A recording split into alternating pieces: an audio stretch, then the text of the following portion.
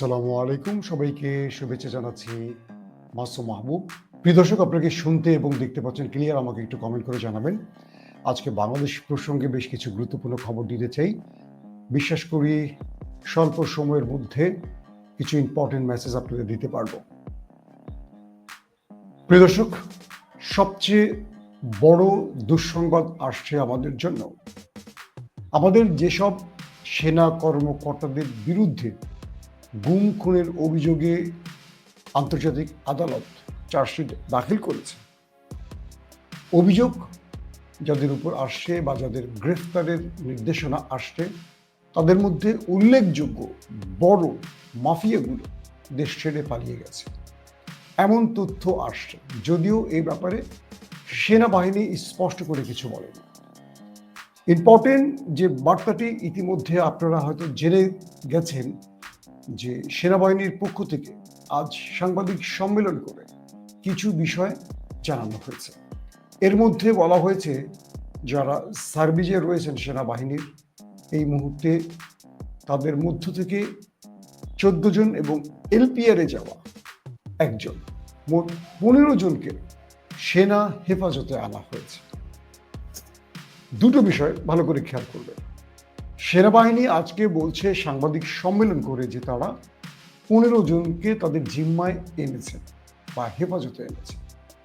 প্রশ্ন হলো, বাকিরা কোথায়? ইতিমধ্যে বিভিন্ন সোর্স থেকে পাওয়া যে খবর, সেনাবাহিনীর রিটায়ার্ড অফিসার বা বিভিন্ন বলবো গণমাধ্যমে ইন্টেলিজেন্স সোর্স, তারা জানাচ্ছেন অনেকেই ভারতে পালিয়ে গেছে। সর্বশেষ যে তথ্যটি আসছে, যে জেনারেলকে নিয়ে কবির, তার বিষয়টিও বলা হচ্ছে তিনি চলে গেছেন তামাবিল হয়ে ওপারে। আর পূর্বেই দেশ ছেড়ে গেছেন ডিজিএফআই সাবেক মহাপরিচালক আকবর।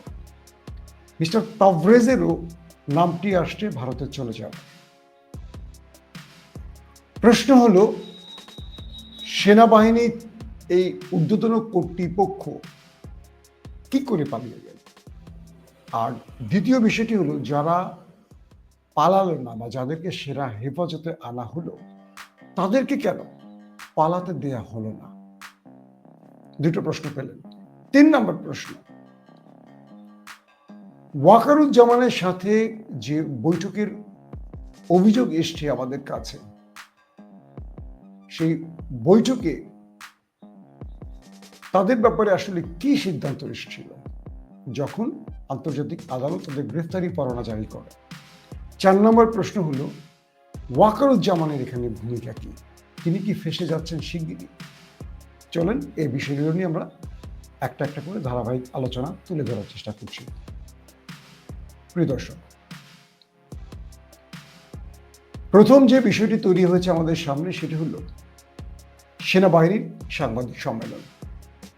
সেনাবাহিনী তাদের সাংবাদিক সম্মেলনে 15 জনকে তাদের হেফাজতে আনার তথ্য জানিয়েছে।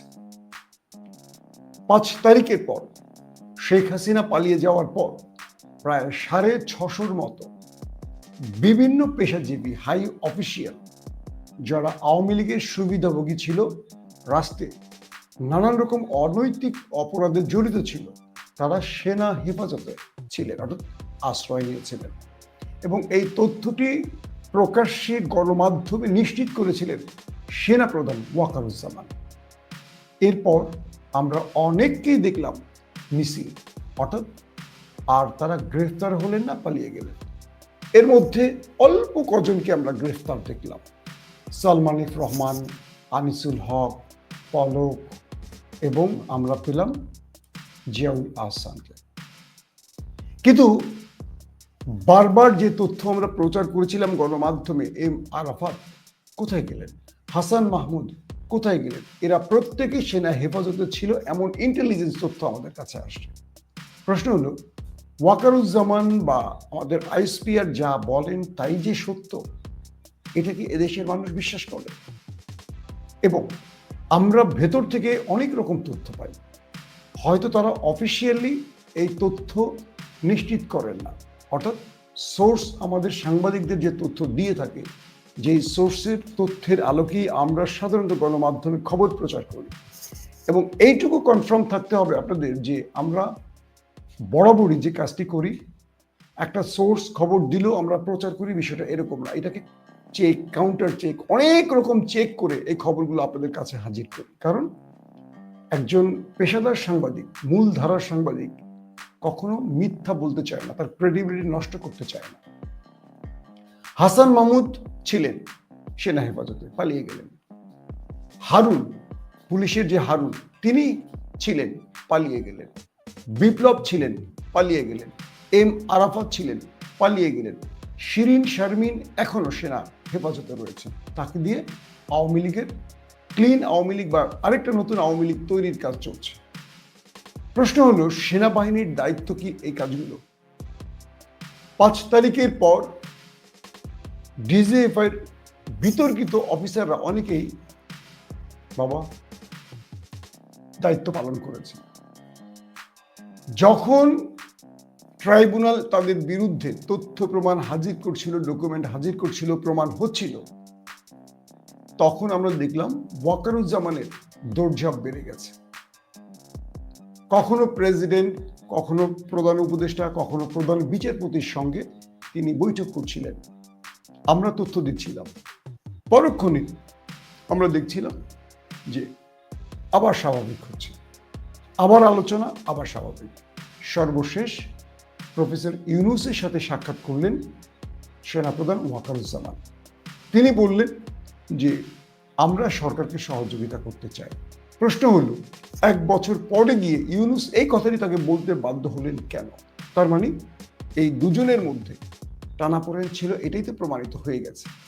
ওয়াকারুজ্জামানকে হঠাৎ করে 1 বছর পরে বলতে হলো আমরা সরকারকে সহযোগিতা করতে চাই, কোনো গুজবে কান দিবেন না। অর্থাৎ ওয়াকারুজ্জামান ইউনূসকে ফেলে দিতে চাইছে, এমন তথ্যগুলো যখন আসছে গণমাধ্যমে, এটাকে ওয়াকারুজ্জামানকে ইউনূসকে এসে কনফার্ম করতে হলো।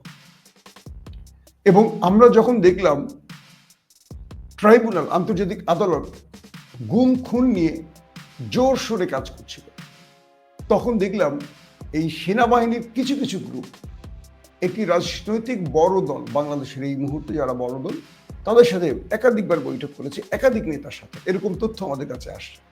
আমি বারবারই বলছি, এই অভিযোগ বা তথ্য আসলে কনফার্ম করে আমি বলবো না, এটা আমার দায়িত্ব না।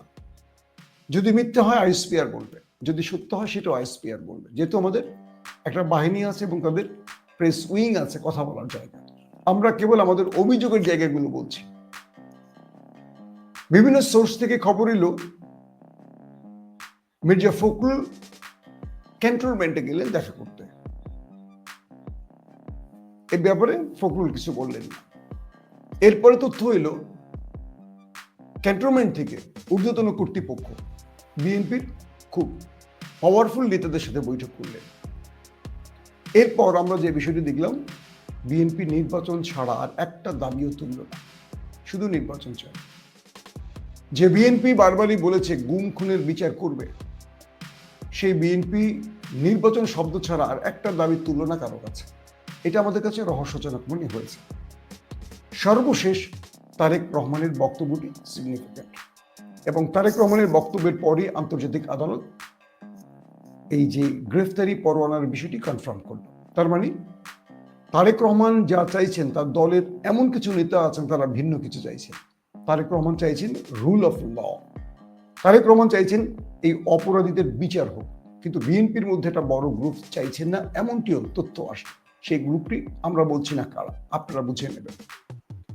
বলা হচ্ছে সেনাবাহিনীর ঊর্ধ্বতন কর্তৃপক্ষ কর্মকর্তা বিএনপিকে আশ্বস্ত করছিল, বোঝাচ্ছিল যে এই অফিসারদেরকে আপনারা ছেড়ে দেন, তাদেরকে ক্ষমা করে দেন, বা তাদের অপরাধের জন্য তাদেরকে সাজা দিয়েন না, আমরা আপনাদের ক্ষমতায় বসাবো, এটা করবো, এটা করবো, এটা করবো। যে কোনোভাবে সেনাবাহিনী আগামী নির্বাচনে বিএনপির জন্য কাজ করবে। আমি জানি না সত্য না মিথ্যা, এরকম কিছু অভিযোগ আসছে। সেভাবেই বিএনপির একটি গ্রুপ নিশ্চুপ ছিল। এবং আমরা দেখলাম একসময় জামাত নেতা বা জামাতের আইনজীবী হয়ে কাজ করেছেন, মানবতা বিরোধী অপরাধে জামাতের যে নেতাদের ফাঁসি হয়েছিল, সেই সময় সবচেয়ে আলোচিত একজন ব্যক্তি তাজুল ইসলাম, তিনি এই বিষয়টিতে ব্যাপক সাহসিকতার সাথে কাজ করছিলেন। এবং আসিফ নজরুল একটি ইন্টারভিউতে বলেই ফেলেছিলেন যে তিনি এই ট্রাইব্যুনালের জন্য অনেক বিচারপতিকে নক দিয়েছিলেন, বিচারপতি না, আইনজীবীদের, কেউ রাজি হয়নি, কিন্তু তাজুল সাহেব রাজি হয়েছে। এবং আসিফ নজরুল বলেছিলেন, আমরা এমন একজন প্রসিকিউটর চেয়েছিলাম, চিফ প্রসিকিউটর, যিনি 1000 কোটি টাকার কাছে নিজেকে বিক্রি করবেন না, কারণ এই দেশের সর্বোচ্চ পজিশন থেকে সর্বনিম্ন পজিশন পর্যন্ত সব করাপ্টেড। টাকা দিলে সব চলে, সেটা উপদেষ্টা বলি, প্রধান উপদেষ্টা বলি, সেনা প্রধান বলি, ডিজিএফআই প্রধান বলি, এনএসআই প্রধান বলি, সচিব বলি, প্রেসিডেন্ট বলি, যা বলি। স্পেসিফিক আমাদের বর্তমান সেনা প্রধানের কথা বলছি না, পূর্বে যারা ছিলেন, আজিজ থেকে শুরু করে অনেকেই তো, সবাই তো করাপ্টেড ছিল। বর্তমান সেনা প্রধানের ব্যাপারে আমার এই তথ্য জানা নেই, যতটুকু জানি তিনি সৎ, বাট আওয়ামী লীগ বা আওয়ামী লীগের প্রতি তার করুণা বা সুদৃষ্টি আছে আত্মীয়তার জন্য, এমনও অভিযোগ আছে। এটাও আমি কনফার্ম বলবো না, আমি আমার দেশপ্রেমিক বাহিনীকে এভাবে বলতে চাই না। সেটা আমরা আমাদের জনগণদেরকে এটুকু বলবো যে আমরা চাই আমাদের দেশপ্রেমিক সেনাবাহিনী দেশপ্রেমিকের ভূমিকাই থাকুক। তো যে দেশের সর্বোচ্চ থেকে সর্বনিম্ন পজিশন পর্যন্ত সব চোর, সেই দেশে আসিফ নজরুল বলছিলেন যে এমন একজন চিফ প্রসিকিউটর আমাদের দরকার ছিল যিনি 1000 কোটি টাকার কাছে নিজেকে বিক্রি করবেন না, সেখানে আমরা তাজুলকে পেয়েছি। এই কথাটির বক্তব্যের ওজনটা বুঝতে পারছেন? তাজুল সাহেব, তার উপরে ব্যাপক চাপ আসছিল, থ্রেট আসছিল। বিভিন্ন সোর্স বলছে তাকে সেনাবাহিনীর এই ইস্যুটিকে তার আমলে নিতে নিষেধ করা হয়েছে, গুম খুনের বিষয়গুলো তাকে এড়িয়ে যেতে বলা হয়েছিল, অমুকের নাম নিতে নিষেধ করা হয়েছিল, এরকম তথ্যও আসে। তারপরও তিনি জীবনের হুমকি মাথায় নিয়ে শেষ পর্যন্ত এই কয়েক ডজন সেনাবাহিনী অফিসারের নামটি তুলে আনলেন। ইন্টারেস্টিং ব্যাপার হলো, যখন ট্রাইব্যুনালের কাজ এগিয়ে চলছে, হঠাৎ করে দুজন গুরুত্বপূর্ণ সেনা অফিসারকে, জেনারেলকে পররাষ্ট্র মন্ত্রণালয়ে সংযুক্ত করা হয়েছে। ডিজিএফআই বা বিভিন্ন গুরুত্বপূর্ণ পদ থেকে হঠাৎ করে তাদেরকে পররাষ্ট্র দপ্তরে সংযুক্ত করা হয়েছে এবং তাদেরকে বিভিন্ন রাষ্ট্রে সরিয়ে দেয়া হবে রাষ্ট্রদূত করে, এমন তথ্য আসছিল আমাদের কাছে এবং এটিও হয়েছে। যেমন শেখ হাসিনা সেফ এক্সিট দিয়েছিল, আপনাদের মনে আছে 1/11-এর সেই মূল নেপথ্যে থাকা দুষ্ট মাসুদ, তাকে কিন্তু পরবর্তী মেবি অস্ট্রেলিয়াতে বোধহয় পাঠানো হয়েছিল রাষ্ট্রদূত করে। এটি ছিল শেখ হাসিনার সাথে তার নীরব একটা বৈঠক, যে আপনাদেরকে ক্ষমতা বসিয়ে দেব, আমাদেরকে সেফ এক্সিট দেবে। মইনিউকে সেফ এক্সিট দেওয়া হয়েছে, কিন্তু তারা আর দেশে ফিরতে পারেনি, চিরস্থায়ী এক্সিট হয়ে গেছে। তো যখনই তাজুল ইসলামের তৎপরতা বাড়ছিল, ট্রাইব্যুনালে তৎপরতা বাড়ছিল, তখনই তাদেরকে ডিজিএফআই থেকে বা আর্মির গুরুত্বপূর্ণ জায়গা থেকে পররাষ্ট্র দপ্তরে সংযুক্ত করে বাইরে পাঠাবার চেষ্টা করা হয়েছে। এবং শেষ সময়টা হঠাৎ করে যে গ্রেফতারি পরোয়ানা, এই ইস্যুটি সেনাবাহিনী বুঝে উঠতে পারে। এখানে আমাদের আন্তর্জাতিক ট্রাইব্যুনাল খুব একটা প্রজ্ঞার কাজ করেছে। যখনই তাদের নামটি ফ্ল্যাশ হয়ে যায় এবং বলা হচ্ছে, তখনই সাবেক ডিজিএফআই মিস্টার কবির, শেখ হাসিনার সামরিক সচিব, গুম খুনের অন্যতম একজন মাস্টারমাইন্ড, তিনি বাসা থেকে বেরিয়েছেন উকিলের সাথে দেখা করার কথা বলে, তারপর নিখোঁজ। আজকে সেনাবাহিনীর যে মেজর জেনারেল সাংবাদিক সম্মেলন করলেন, তার বক্তব্যে সেটি উঠে আসছে। প্রশ্ন হলো, সেনাবাহিনীর এত বড় একজন অফিসার পালিয়ে গেলেন কি করে, বা পালিয়ে আছেন কি করে? কিছু সূত্র বলছে তিনি তামাবিল হয়ে ভারতে চলে গেছেন। ভারতে চলে গেছেন এই শব্দটির সাথে একটা বড় রকম আতঙ্ক বা প্রশ্নবোধক জায়গা আছে। কি, বাংলাদেশের সবচেয়ে বড় থ্রেট কোন রাষ্ট্রটি? এক বাক্যে আপনারা জানেন সেই দেশটির নামটি। আমাদের গুরুত্বপূর্ণ রাষ্ট্রের সেনাবাহিনীর সবচেয়ে গোপনীয়তা যেসব বাহিনীর কাছে রয়েছে, সেই বাহিনীর এই সিনিয়র কর্মকর্তারা, জেনারেলরা ভারতে আশ্রয় নেওয়া মানে হলো আমাদের সেনাবাহিনীর সকল গোপনীয়তা তাদের কাছে পৌঁছে যাওয়া। কিছু সূত্র বলছে, ইন্টেলিজেন্স সূত্র বলছে, কিছু তাদেরকে সেনাবাহিনীর বা সেনাবাহিনীর গোয়েন্দা বাহিনীর লোকেরাই নিরাপদে ভারতে পার করে দিয়ে আসছে, অর্থাৎ সীমান্ত দিয়ে ভারতের গোয়েন্দা বাহিনী বা ভারতের বাহিনীর হাতে তুলে দিয়ে আসা হয়েছে তাদের নিরাপত্তা দেওয়ার জন্য বা তাদের এক্সিট দেওয়ার জন্য। কত ডেঞ্জারাস খবর বুঝতে পারছেন? বাংলাদেশের সেনাবাহিনীর গুরুত্বপূর্ণ জেনারেলদের আবার সামরিক বাহিনীর এজেন্সিগুলো গোপনে ক্ষমতা ব্যবহার করে সীমান্তে তো আমাদের গোয়েন্দা বাহিনী কথা বলে কেউ কথা বলতে পারবে না, সেখানে কারো বুকের পাটা আছে, কোনো বিডিআর বিজিবি সার করতে করতে তো ফেনা বেরিয়ে যায়। তারা তুলে দিয়ে আসছে নাকি ওপারের এজেন্সির কাছে। ভারতের এজেন্সি যদি এই খবরগুলো সত্য হয়, আবারও বলছি যদি সত্য হয়, আমি বলছি না শতভাগ সত্য, তথ্য আসছে আমাদের কাছে, যদি সত্য হয় এই খবরগুলো, ভারত কি তাদের আশ্রয় দিবে বিনা কারণে? ভারত বাংলাদেশের সেনাবাহিনীর গোপন ছকগুলো, গোপন বার্তাগুলো, গোপনীয়তাগুলো পেয়ে যাবে না? বাংলাদেশ সেনাবাহিনী, বাংলাদেশ রাষ্ট্র, বাংলাদেশের স্বাধীনতা, সার্বভৌমত্ব শত্রুর কাছে যারা এখন জিম্মায় তুলে দেবেন, শত্রুর কাছে যারা তুলে দেবেন ব্যক্তি স্বার্থে,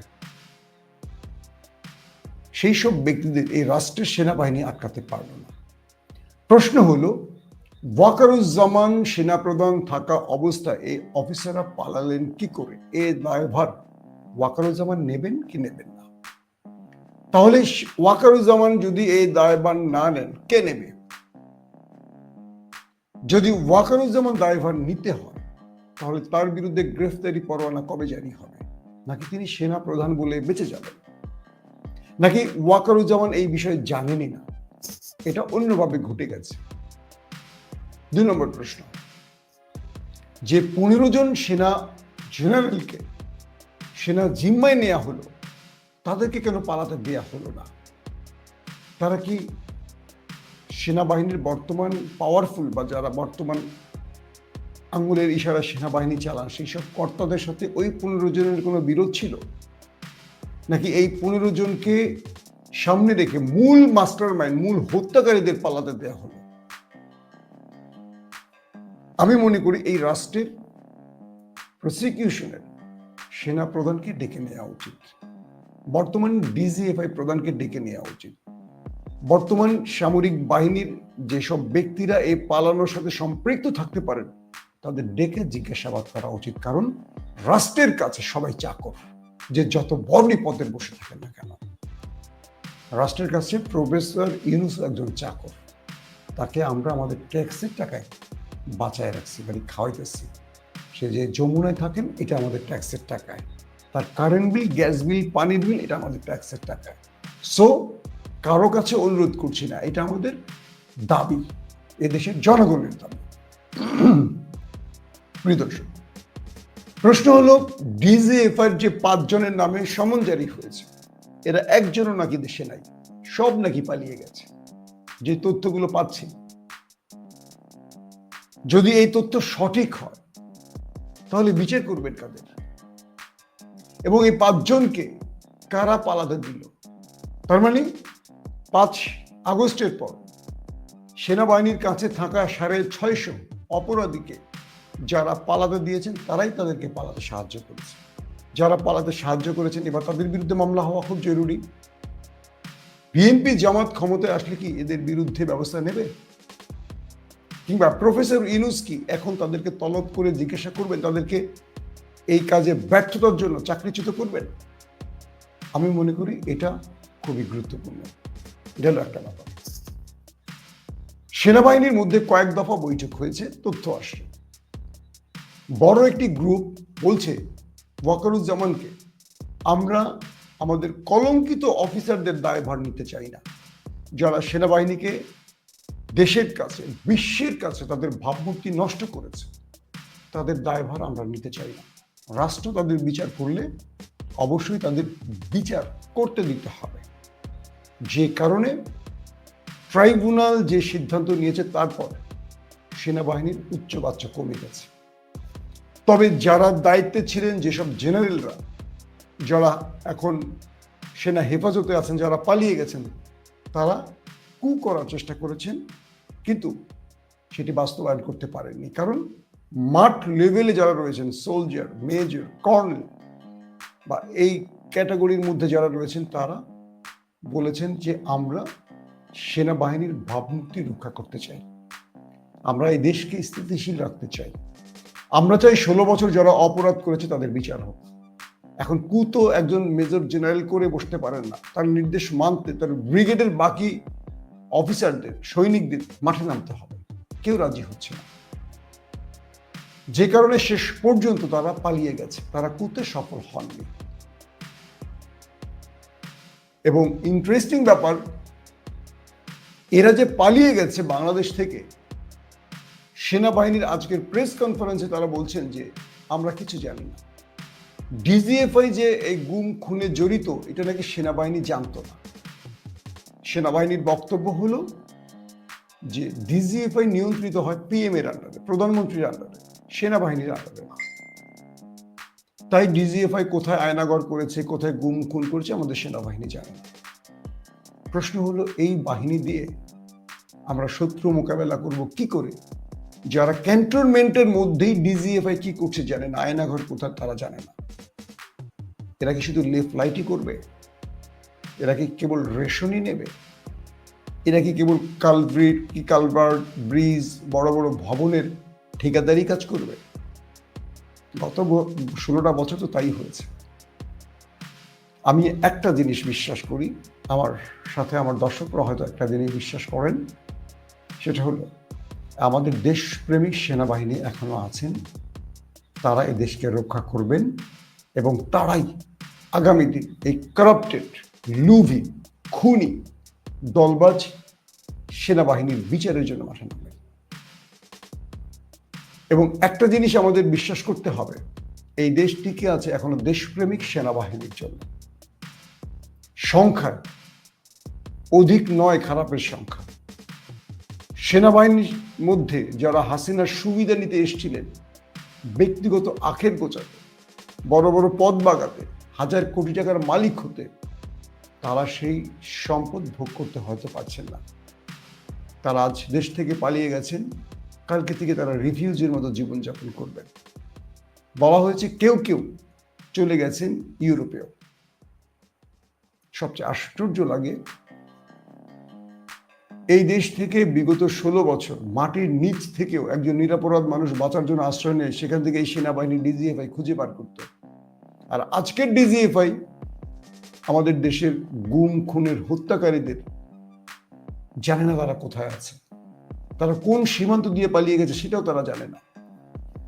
প্রশ্ন হলো, পিলখানা যারা এই হত্যাকাণ্ড চালালো, অজস্র সেনাবাহিনীকে যারা হত্যা করলো, পিলখানা পরবর্তী বিভিন্ন জায়গায় অনেক সেনা অফিসারের প্রাণ চলে গেল। আর যারা সেই হাসিনাকে নেপথ্যে সমর্থন দিল, পিলখানা হত্যাকাণ্ডের সমর্থন দিল, সেই সব অফিসাররা এভাবে চলে গেল আর সেনাবাহিনী না দেখে থাকলো। আমাদের সেনাবাহিনীকে নিয়ে আমাদের এই গর্বের জায়গাটি প্রশ্নবিদ্ধ হয়ে গেল না? এদেশের মানুষ কি বিশ্বাস করছে আপনাদের এই কথাগুলো?